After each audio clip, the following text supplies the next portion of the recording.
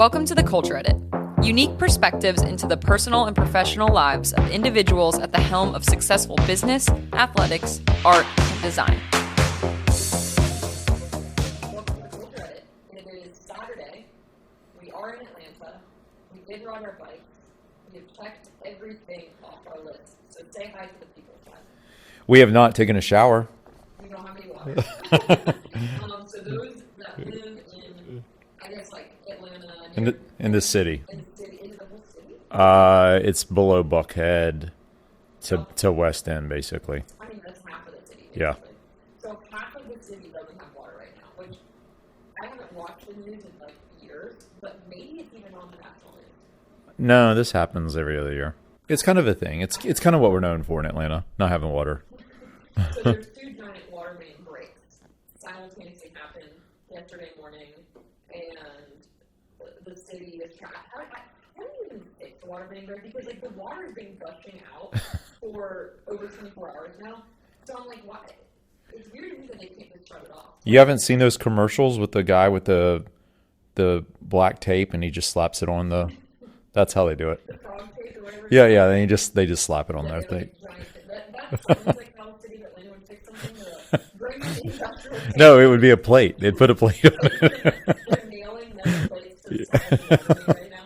They actually are just pushing the water underground with a metal plate. Yeah. So we're just going to keep free flowing underneath the water. I think this is just classic not taking care of things. Yeah. But Andre is down in the sewer. that's our mayor. Yeah, which I commend him. Because can you imagine, like, okay, so our mayor, Andre Dickens, has, in my personal opinion, done a really great job so far. I think he's a nice guy. It's not a political podcast, but go ahead. I think he's a nice guy. He is. He is a nice guy. Cancel me if you don't like our mayor. Yeah. I think he's a nice guy. I think he's doing the best that he can. I mean, I cannot imagine inheriting so much of what comes with Atlanta.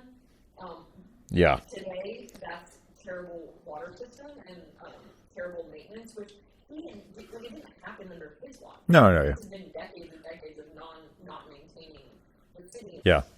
So, anyways, it's a thing. We have no. He's on the job. Maybe we'll take a shower before we leave for New York tomorrow. I think so. Yeah. Otherwise, we're gonna have to like. I don't know. It's called a spit bath. Is there showers in the airport?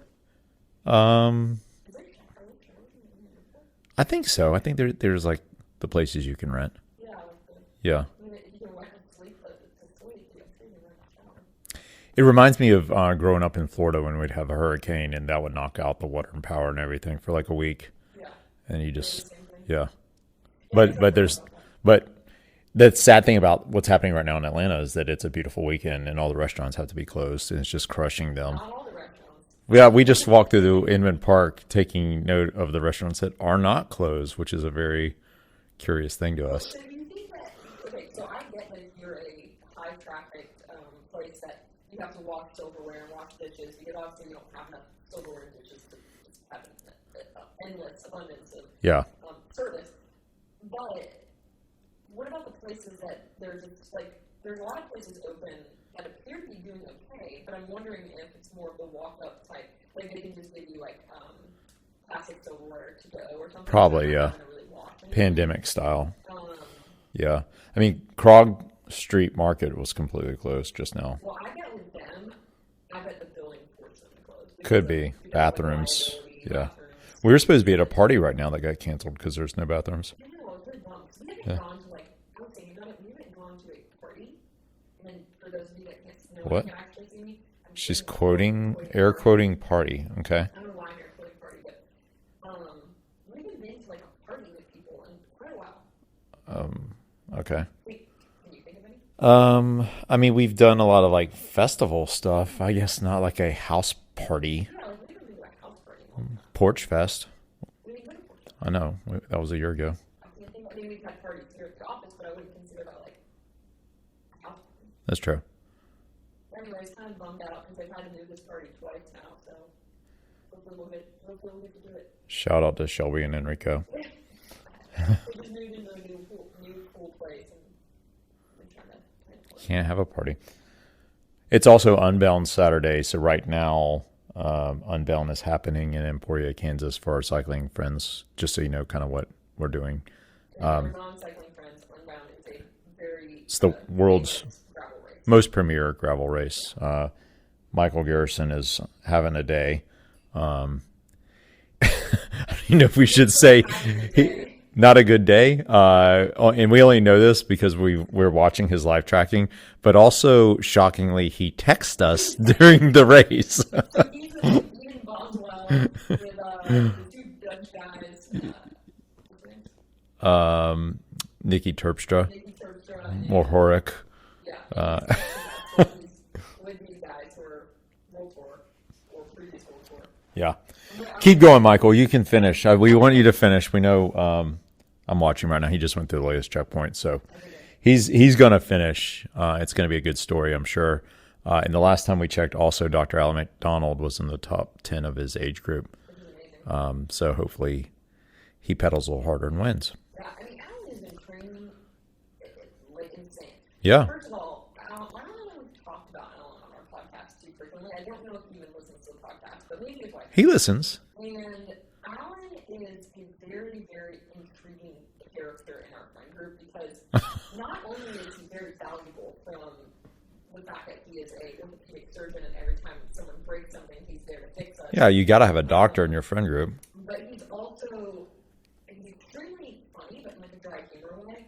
And then despite having an extremely, extremely stressful job, performing to get surgeries on elderly, he somehow On elderly. Okay. Okay. he somehow manages to go and ride like 400 miles on a week. Well, yeah, he just rides all day. It's pretty crazy. Yeah. I don't really know anyone that can. Like, he'll also pull a thing where he'll get called, to an emergency surgery in the middle of the night for a, older person who fell down, broke their hip, and they can't wait. Like, It's called being on call. they Uh-huh. have to have the surgery. Yeah. So he goes in and does surgery, and then doesn't go to sleep and comes out and rides in the morning with us. Yeah. Rides back. It's dedicated. It's really impressive. I can't think of many people that do that. I don't know any. So we're back from Miami. We're back from Miami. We recorded 2 podcasts while we were in Miami. One in person, one over Zoom. Great feedback from the last episode. Yeah, good feedback from the last episode. Great feedback coming in about the current episode with our friend Elise. Well, that's what I'm talking about. With Elise, yeah. About the one-on-one. Trace Peñas. Did you notice once Elise said Trace Peñas correctly, I felt really insecure to say Trace Peñas again during the entire I did not say it again because I felt so intimidated not to say the name of her company wrong. Well, it's one of those things, I don't know if anyone ever feels it, but I feel like I've gotten past this because having visited Miami enough, I feel comfortable enough to put a Latin accent on the things that are supposed to be, that are Spanish. Like my Italian. I put a Spanish accent with the words that are Spanish, and that's what you're supposed to do. But Like when I visit Italy. Grazie mille. you don't say Italian words. Like, you'll be like, there's a table, there's a croissant. Like, if you speak English, you're just like putting it. I mean, that's how Seb taught me to speak Italian. Like, I know how to order a cappuccino in Italian. Maybe I have a cappuccino. That's not a It works. It does work. But what I was going to say is, before I started spending more time in Miami, I obviously understand like a decent amount of Spanish, but let's say like Don Pan, which is the group ride. Don Pon. We would always say Don Pan. Yeah. And it took me a while to be comfortable enough to lean into the actual pronunciation, the proper pronunciation of it, which is Don Pan. I'm probably still not quite fully there. Don Pon. But it's not it. I think so. And so That's how the guy said it to me. when Lizzie and Maddie and I were at dinner with their significant others, they were all the guys were saying it wrong, and like Lizzie was giving us basically a Spanish lesson on how to pronounce it. And just Like the gringos were saying Don Pan. Yeah, it was like Don Pan. Yeah. And she's like, no, it's Don Pan. Don Pon. And so now I say Don Pan because I've said it enough now where I feel like saying Don Pan sounds weird to me. But the same thing with Pan Ramon. So today on the ride, someone was like, oh, I love your kit, pass normal, which is how we always say it because it's a Oh, God. Suna would lose his mind if he heard that. It's PAS and then normal. So Yeah. like pass normal. And not knowing right off the bat that is French, it is French, but they're a Danish company. That's a little confusing because you're like, oh, why is this Spanish you don't really think that off the bat, and then we got corrected immediately when we were on a call with headquarters of Panama. And even when I said Panama, which is my attempt at the French pronunciation, Goose, who speaks French, allegedly, was like, oh, that's not even how you say it. What did he say? I can't do it. They don't. There's no L. It's like Panama. He just says it fancier. Oh, okay. Like he just, I feel like he's judging my French, but he's just sounds fancier. Judge is English. So he's like, right back at him. Panama. Yeah. Like, it just sounds fancier. I don't know how to say it. Our dog was called Fancy in Miami. Yeah, so exotic. The thing about Miami is it is so dog-centric. If you love dogs, you will love Miami. Dogs are people too. Dogs are people too. Yeah. They're allowed to, I mean, the Trader Joe's, so we were staying in Midtown, and there's a Trader Joe's right across from the Airbnb, and it's just full of dogs. Like they have a sign that says, do not come in unless your dog's a service dog. And the entire grocery store is full of dogs. And I'm like, this is breaking, I have to be breaking so many health violations, but no one. You said you felt weird the first time you walked in with her. I did. I was like, it's kind of like my first time pronouncing Don Pon. Like, I felt uncomfortable. Don Pon. But then once I broke the barrier, once I went in with Emmy, and like no one yelled at us, I was like, oh, she went everywhere. She's a person. Yeah. And so then you get confident. You're like, she's allowed, and we're not allowed.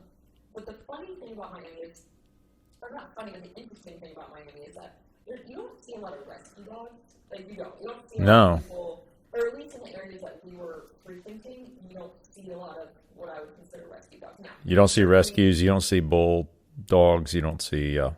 When you see bulldogs, like I'm sorry. I'm like pit bulls. Yeah, pit bulls. You don't see pit bulls. Yeah. Yeah. Um, Fancy dogs. Mixed breed dogs, we still have fancy dogs. Yeah. And whatever. But the funny thing, and many of you know as well, Emmy is adopted from Fulton County 12 years ago. She's a mix of literally every breed. Like, I did that DNA thing, and it's just like she's everything. She even has chow in her. She's everything. She has a purple tongue. She does, and she's an amazing dog and super chill.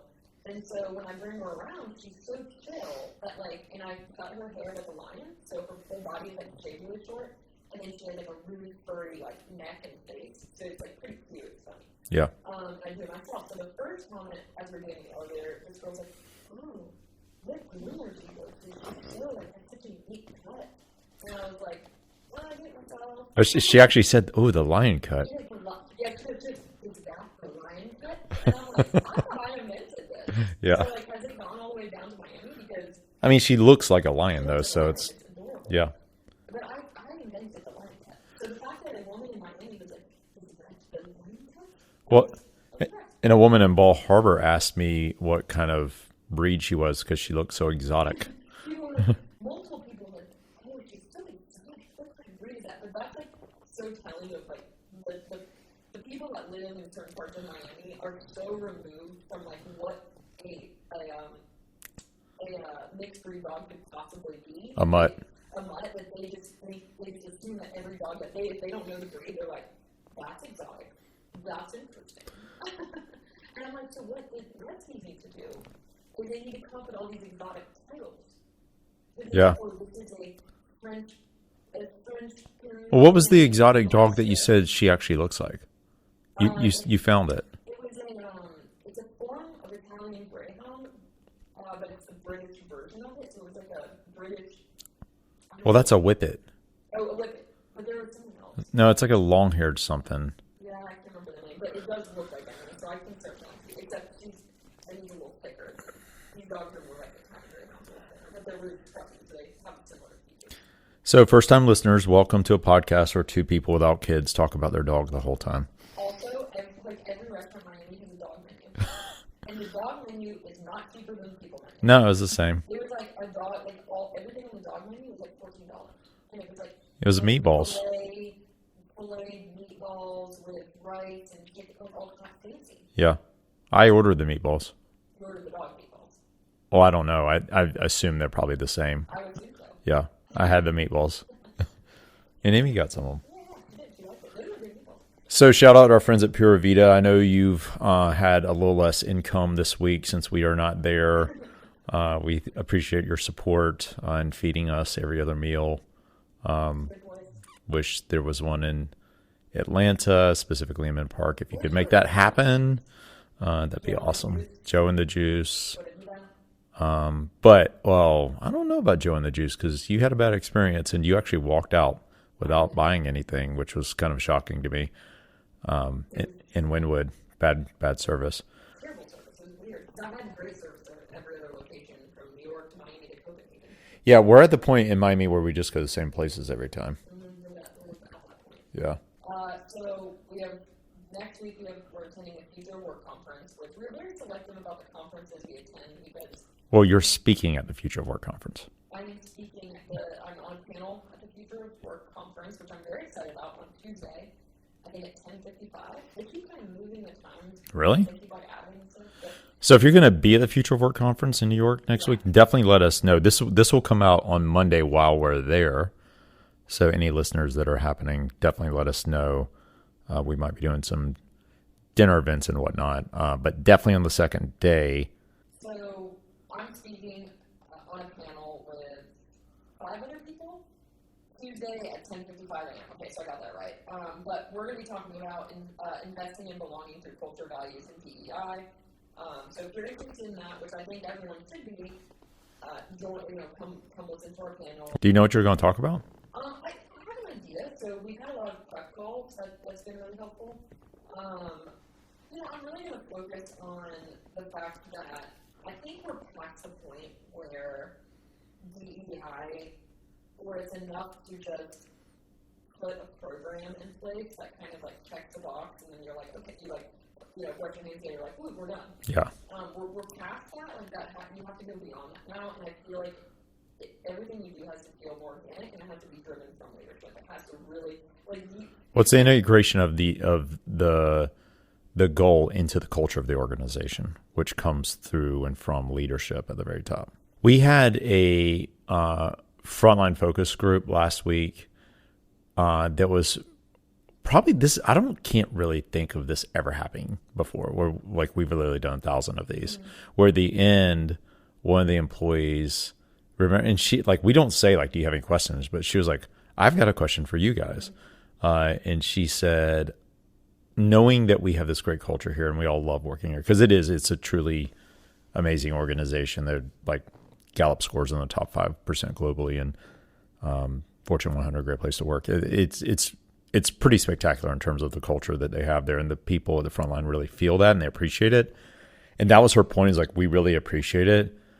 If you could name one thing that contributes to this great culture, and how could it get screwed up? And we like both looked at each other. I knew immediately. Yeah. And it was leadership. Yeah. Have amazing leadership across the board.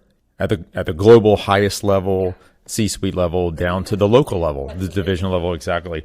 And so that's the same thing that I think when you're talking at the panel, I mean, that's when it comes to D&I efforts, it's leadership. Well, and we also talk about how DEI efforts, it makes more sense to segment your efforts, because if you have a global, I feel like if you have a global company, you really need to have a segmented strategy, because what resonates.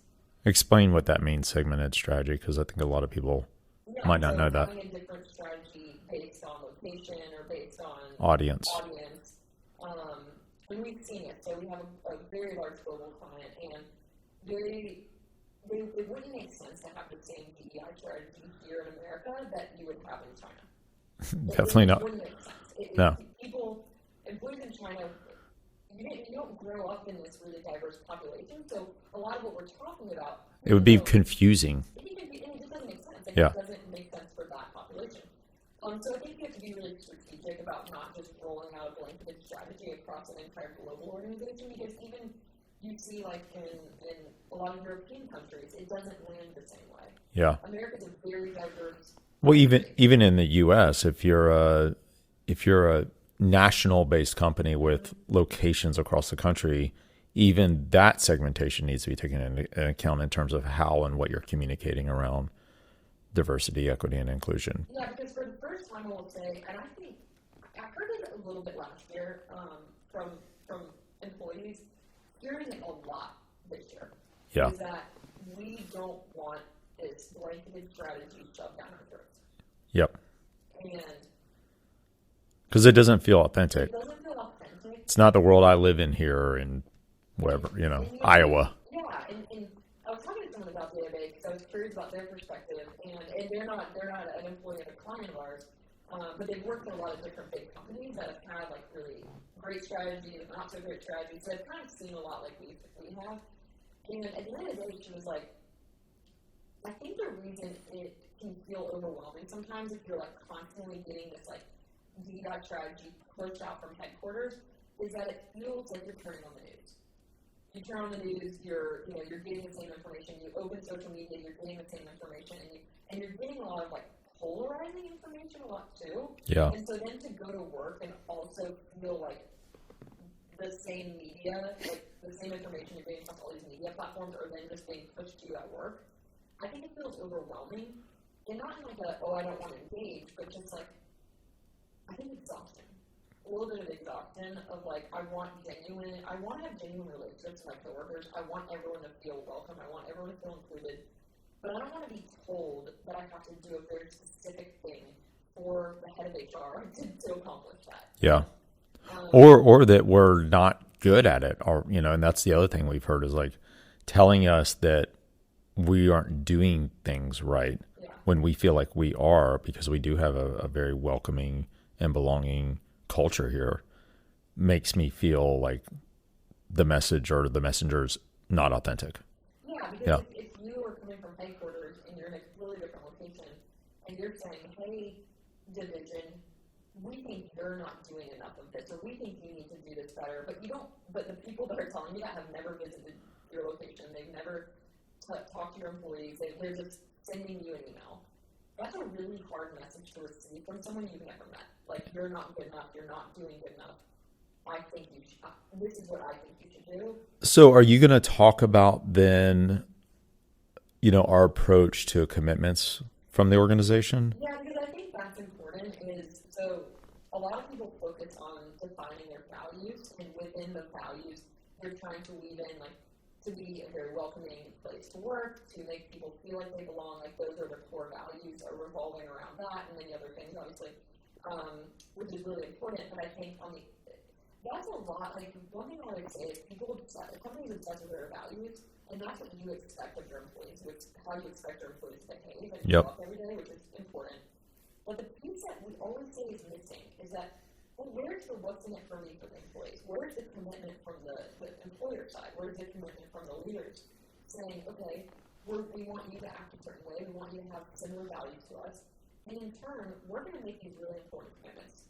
We're going to make sure that we have programs that allow you to move up through the company, or have programs that allow you to move across the company and learn new things, or you have programs that make you feel like you have a group at work that you can be really comfortable with, or our commitment to trust and transparency. So you're not going to feel, our leaders are going to be so transparent that when you do get a message, it doesn't feel like this hypocritical message from someone you've never met before. We're going to be so transparent with you that you're going to feel like you know our leaders as individuals. Yeah, it's our approach to kind of what we would consider the next generation employer value proposition. And it is that idea that we're going to tell you what you can expect from us as an organization and as leaders. And if we can nail that down, then there's a lot of things that cascade from that, which can include how we measure the effectiveness of our leadership team. We've had clients adopt, and we've helped them understand how to adopt commitments as leadership competencies. You start doing that, now you've got leaders' attention. So if we're making a commitment to welcoming and belonging as an organization, as leaders, and then we make that a leadership competency that we measure and we have metrics around, and people's compensation is tied to it, that's a real, that will move the needle when it comes to these, concepts around DEI, not just having a, employee resource group, which is important, but those aren't the things that those aren't the things that are going to move the needle. And so we're thinking about how to move the needle on these really important matters. And by the way, we do not hold ourselves out as diversity D&I experts. We're workplace culture experts, but inevitably we get asked, and those ideas can cross D&I, but they also, what we're focused on even more tends to be in the trust and transparency. Well, but we see what works and what doesn't. Yeah. Yes. And so Because we get so much exposure. There's a lot of people who are in these specific roles at companies, like head of culture, head of DEI, head of learning, development, but they are so, like it should be, they're so invested into their company, into what's happening in their company, that they don't necessarily have the view of what works and what doesn't from other company perspectives. So we are unique in that we have that perspective, and it's pretty blatant of what works. The more genuine, the more organic, the more authentic the messaging, the better. I mean, that sounds so simple, but it's actually difficult. Like, I'll give you an example. So, a lot of times clients or potential clients will ask us, well, how do I hire a more diverse workforce? Do I need to go to this magazine? Do I need to place ads in this job board? Do I need to change my messaging completely? Do I need to, make sure there's more representation in the photography of the employer brand? All of which is very important. But at the end of the day, just pushing out ads to a giant audience for them to then have to say, okay, let me think, do I feel like this company resonates with me? Do I feel like I could fit in there? It's post and pray. You're posting, we call it post and pray, and you're putting everything on the candidate. Mm-hmm. And so I've seen one client in the time that I've worked in this kind of employer branding space that I think does it really, really well. And they made the conscious decision, especially so they have a global workforce, but in the United States specifically, they were seeing that they weren't getting applicants from communities that were near locations of their retail locations. And they're kind of, gosh, like we put all these ads and all of these, we change the language, we make sure we're speaking to the audience, we're posting them in the right places, we're trying to do mobile geo-targeting, like all the things. Yeah. It wasn't working. Yeah. And it's because they were waiting on the audience to come to them. And so instead, they said, let's actually take the onus upon ourselves, because we're the ones that need employees. And they created a mobile interview vehicle. And what they realized was they were asking people to come to the stores to do the interviews, and a lot of candidates didn't have cars. And so they were relying on public transportation or a friend to take them, and it's not the best experience. So they took this mobile interview mobile, and they went to neighborhoods that were near their retail locations. They would set up for an entire day, maybe a couple days, depending on how many people lived in the area. But they would say, hey, we're coming to you. We have language translators. We have everything you need to make you comfortable. You don't have to dress up super fancy. You can come as you are, because we understand if you work here, you get a uniform. And I thought that was such a genius way to truly welcome someone and put a lot of effort. I mean, that's hard. Yeah. That's not easy. And that's what makes it special. So I think when people are thinking about, how do I truly make an impact in attracting and retaining diverse workforce and making people feel like they truly belong, the onus is on you, leaders. The onus is on coming up with really, strategic, like I said, segmented strategies so that you have the right message for the right people and you're making people feel really special. You're not making people feel like you're just a giant, you're just one number. Yeah. The reason people don't do that is because it's hard. And it's an analog approach in a world that's gotten so comfortable with being digital, and pushing the easy button. One thing that as you were talking about that, I was thinking about what we used to do at Aaron's. We had a real focus on building a bench of potential employees that can work for us before we actually needed an opening. And we had an analog approach called 5 up, 5 down. Every single day, a manager would have to go to to the bank to make a deposit. He needed to stop at 5 different retail locations on the way there to shake hands, meet people, and potentially pass out his recruitment card, which had a very specific text messaging code on it, and then 5 on the way back. 5 up, 5 down, and it was like a totally painful analog approach, but we saw that got so much more value than just posting a job on LinkedIn. Exactly. It's it wasn't even the managers that did that in those areas. It wasn't even close. We didn't have to spend money on advertising jobs on LinkedIn or wherever. I mean, at Aaron's, it probably would have even been more beneficial, not more beneficial than that, but rather than post and pray, just to put we're hiring on the truck. text this number on the truck because if people are seeing them in traffic. We did that. We had hiring events, and yeah. I mean, it was hard though. Like those things are really hard. We had National Hiring Day.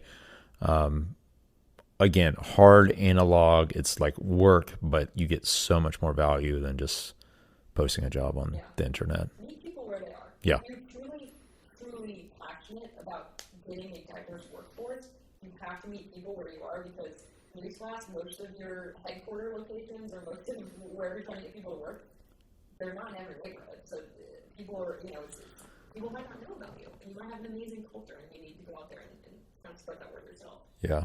So, I don't want to sound preachy, but I will say that is kind of a hard answer to the question that everyone wants the easy button for. It's not preachy. I mean, people ask us. I mean, this is what we do. Yeah. So I'm a little nervous about being on this panel though because I think you're going to have a really different take than your panel peers, but we'll see. Yeah. So everyone else is like a vice president of again like culture DEI. I'm the only non-vice president on this panel. Well, you're the only non-in-house executive. Yeah. But you will bring more, I think, actual diversity of experience because you get so much vision into different organizations and what works and what doesn't. It's going to be interesting. I mean, I think it's going to be great. I mean, the moderator is amazing. I've met with him a couple of times now. He's very, very intelligent and really just like, I think what's going to be different is I think he has the ability to really like moderate. Yeah. And not just shoot questions to people, but he was really intentional with calling each of us and being like, what do you want to talk about? Which I've been in these things in the past, and it's kind of like they just ask you the questions that they have on their list, and you don't feel prepared necessarily. You don't always feel like it's a really engaging question, so I thought it was really good to say, well, what do you want me to ask you? Yeah. So it won't be like a canned question. Just be like, hey, but how do we hire people? That's fun. Yeah, I think it'll be good. I'm not nervous about being in front of people. I'm more nervous about like people not perceiving that I have enough experience, Yeah. And that goes to like, again, it goes to how a lot of people feel. So I'm telling you, you're not alone if you have, what's it called? Imposter syndrome. Like I don't usually have it. Well, you look really young too. But I get really anxious about my age. Yeah. In these situations because I think people kind of like discount me. Like, so we just recorded, and I know this is a super work related episode for us, and we're going to have a couple of work related episodes in a row here, but we recorded a guest yesterday that's going to continue with us having a discussion around DE&I efforts, and that I can't wait for us to get that edited and get out the following week, hopefully.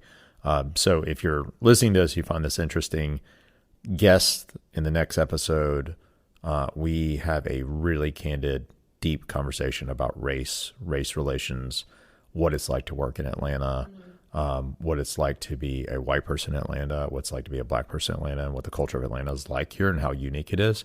I'm on the edge of my seat of waiting to get that one out. So come back to hear the next kind of phase of what we're going to talk about there. Yeah, and I know a lot of people listening to this, if you're not from Atlanta, you're like, that conversation can make you really uncomfortable, but I think it will. That's the point there, and it's a really, really authentic. Well, this is someone that we've had a lot of conversations with, so it's a very comfortable conversation. He's a cultural leader in Atlanta. For us to have with him is very comfortable, but I think it's going to, for me, it brought a lot of light to, I mean, obviously, like, I know, I'm not from Atlanta, but I do understand and I appreciate the history. You've been here 12 years. Of Atlanta. Yeah. But even he was telling me, I'm like, oh, I never thought of it. Like, I never, like, thought of Atlanta that way. I never thought of the history of Atlanta in that specific way. Yeah. So it's interesting. It's the most diverse city in America, and it's one of the only cities in America where black people are the majority. Yeah. And so that is a completely different perspective when you start talking about race and race relations and what it means for a diverse and equitable and inclusive environment in a workplace in Atlanta. So it's really cool. I can't wait for it. And I like how he talked about, and we won't go too much into it, but I liked how he talked about the perceptions of like old Atlanta versus new Atlanta from like a generational perspective. How Gen Xers and above really view Atlanta in a totally different way Yeah. than the millennials and Gen Z. Yep. So I thought that was interesting because I think that in itself could change your strategy of how you attract talent to Atlanta and within Atlanta. 100%. So we'll be in New York this week. Not going to have a lot of downtime, but we are going to go to the Odeon for the first time. I'm pretty excited about that. All the Keith McNally restaurants we've been to, including Pastis in Miami last week. So we're going to two Keith McNally restaurants while we're there. Both times? Balthazar and Odeon. Oh, okay. Oh, we're going to Balthazar because we're taking Ashley. Oh, okay. So she's getting all Keith McNally the whole week. Okay.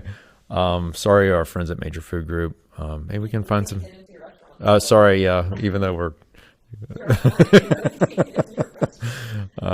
We need to call some people about that. But yeah, I'm excited about that. So Odeon, Balthazar. Follow Keith on Instagram if you.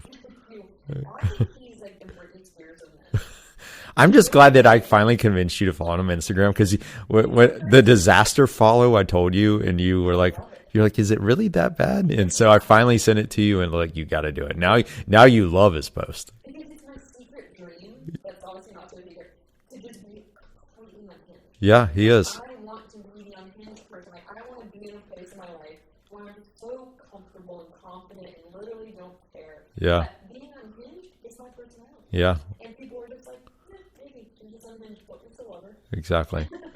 Anything else coming up before the next week? I don't think so. That's a lot, actually. Yeah, maybe we'll get a check-in from Michael too after Unbound. Yeah. See how that's going, and then we can give some because we do have some cycling guests coming up as well. But this is not a cycling podcast; it's an everything culture podcast. Yeah. We should use a good sticker. This is an everything podcast. I'm gonna make this.